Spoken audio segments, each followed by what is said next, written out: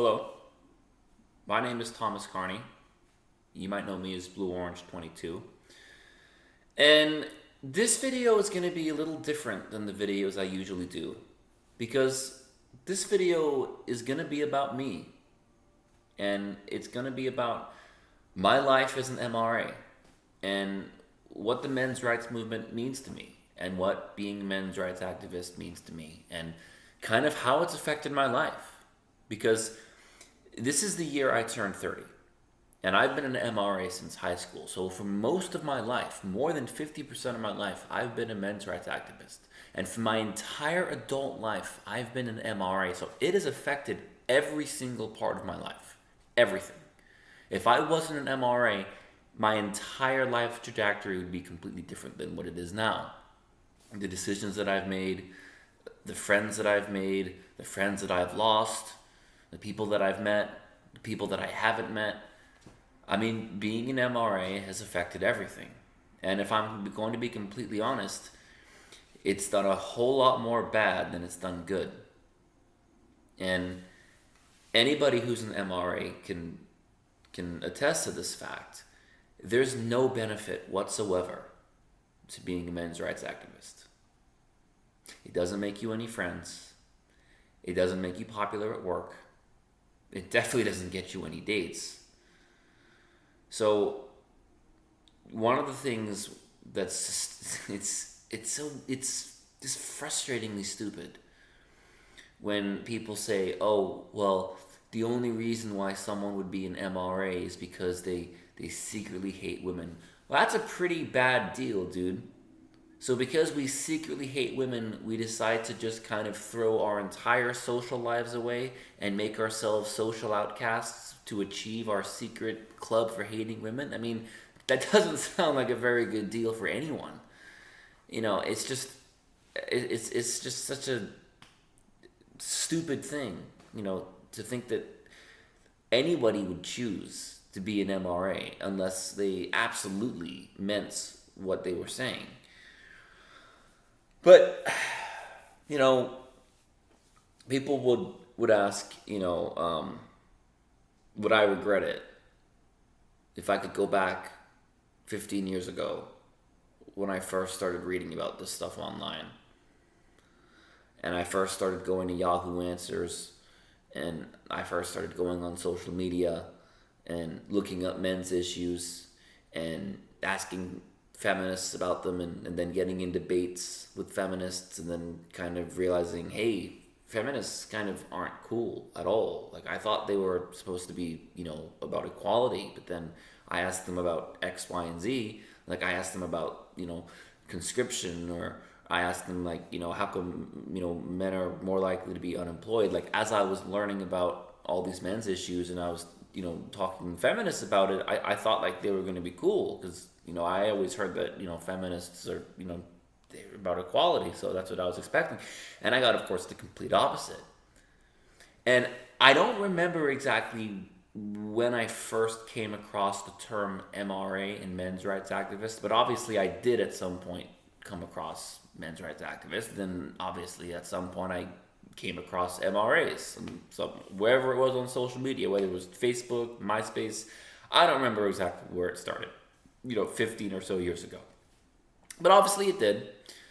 And I remember talking to MRAs, and I remember thinking, well, these guys are way better than feminists. Like, these guys are actually, like, acknowledging these issues, and these guys seem to be pretty fair, and, like, these guys are making, like, a lot of sense, and hey, I think I like these guys. These guys feel, more like me than the feminists that I talk to, because the feminists I talk to, I have to admit, were pretty terrible. And that's just not me trying to be anti-feminist for no reason. That's what happens. Like, when I talk to feminists and I talk to MRAs about men's issues, I had a much, much better experience when I talk to MRAs. So it kind of, like, just happens. But for my entire adult life, like, on my 18th birthday, I was firmly an MRA. Like, it wasn't quite developed as much as it was. Like, I would say I became a full-time MRA maybe when I was 21 or so, but like 18, 19, 20, I was like very much on board. I was very much using the MRA men's rights label. I was very much writing about things, reading about things. So I've been in it my entire adult life. There was never a single day of my adult life when I was not identifying as an MRA. And I think back and I ask myself, how much has that cost me?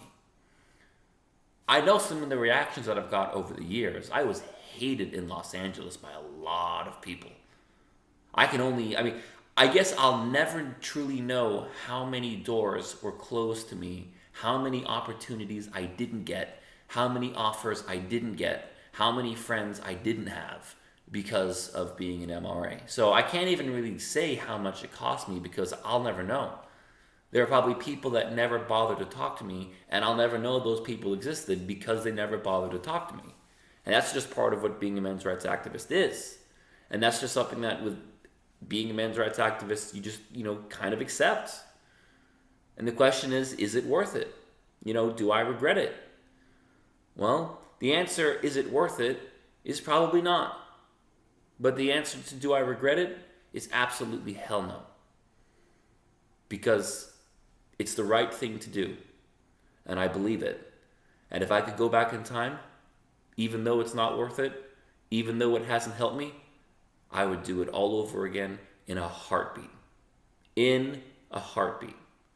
So if you went back 15 years and you showed me an alternate timeline when I didn't become an MRA, and I just stayed away from this whole nonsense and this whole mess about gender equality and feminists and MRAs and conscription and pension ages and patriarchy and privilege, and just acted like a normal person that doesn't really give a fuck about that kind of stuff and doesn't really pay any attention, is just a normal person.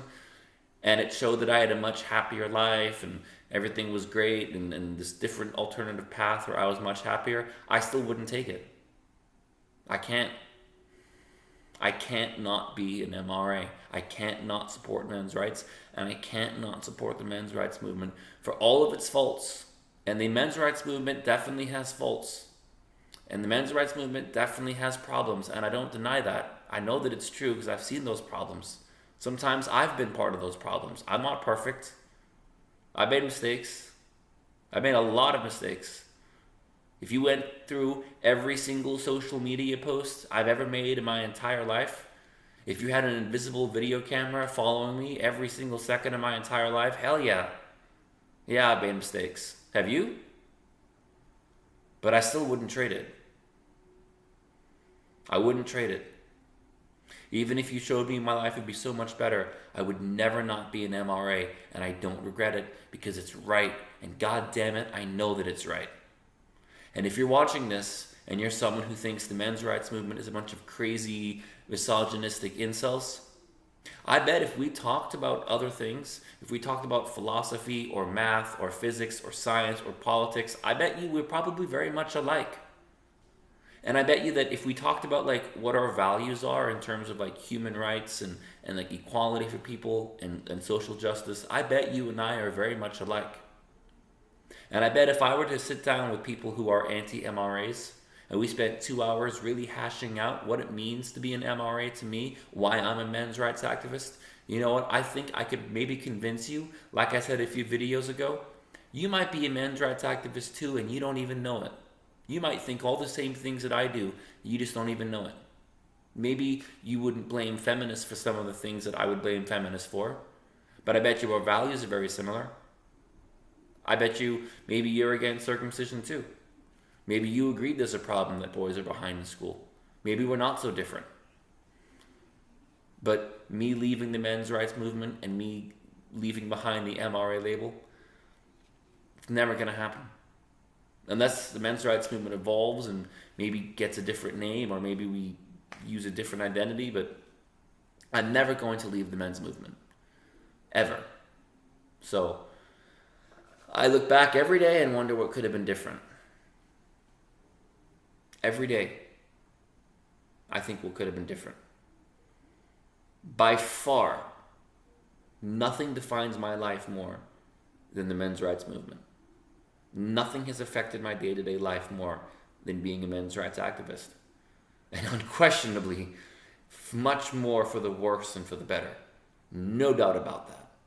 I have absolutely no doubt that I would be happier and more successful if I was not an MRA. But I would also be lying. And to me, some things just matter more. And if I know that something is right, or if I think that something is right, then that's what I'm going to say. So, I guess people sometimes email me and they say that, the problem with my channel is that it's very like cold and impersonal, and like all like the big channels, whether you're on the left or the right, or in between. So whether it's Hassan or Destiny or Abba and Preach, or everyone says, well, those people are, they're much more fun and they show their personalities and like they kind of make it, about entertainment. And, Blue, your videos are very just kind of like cold and clinical and kind of to the point. And I'll be honest, that actually was my goal when I started this channel. I actually wanted just to be like almost like an MRA news broadcaster, if you will. Not that this is a news channel, because I've said in a video, I think like 2 years ago, this is not an unbiased channel. This is not an objective channel. This is a subjective, opinionated, biased channel. I am a biased person. I do not lie about that. I really do believe what I'm saying, but I have biases, absolutely no doubt. Now, I think I do a pretty good job of when I make a claim, I show you my source. I put the link to the source. I don't always get it right. No human being does, but I think I do a pretty damn good job of doing that. I think I back up what I say pretty well. And when I have an opinion, I make it pretty clear that this is an opinion. I don't try and make up facts that aren't true. And I'm sure that of the 200 plus videos that I made, if you went through every single one, have I ever gotten something wrong? Yeah, probably. I don't know too many human beings who can make 200 videos and never make a mistake, but I would stand by this channel. And I'm proud of this channel. And I'm proud of my videos. And I'm proud of the things that I say. And I'm proud of the things that I've written. I am proud of the things that I've said on this channel. And I am proud of this channel. And I've been mocked before for this channel. I've lost friends for this channel. But damn it, I am still proud of it. And I am still proud to be an MRA. I am still proud to be an MRA. And that's never going to change. So, I've been getting emails over the years that, people feel like it's hard to connect to me because they don't really know anything about me. And I'm just a talking head on a YouTube channel. So I thought I'd make this video and just kind of talk about me a little bit and just sort of what the men's rights movement means to me. Quite frankly, it means doing the right thing, being true to myself. So if you have any questions or any comments or anything else you want to know, you can always leave a comment or you can always email me, blueorange22mra@gmail.com. My name is Thomas Carney. I'm from Florida. What else do you want to know?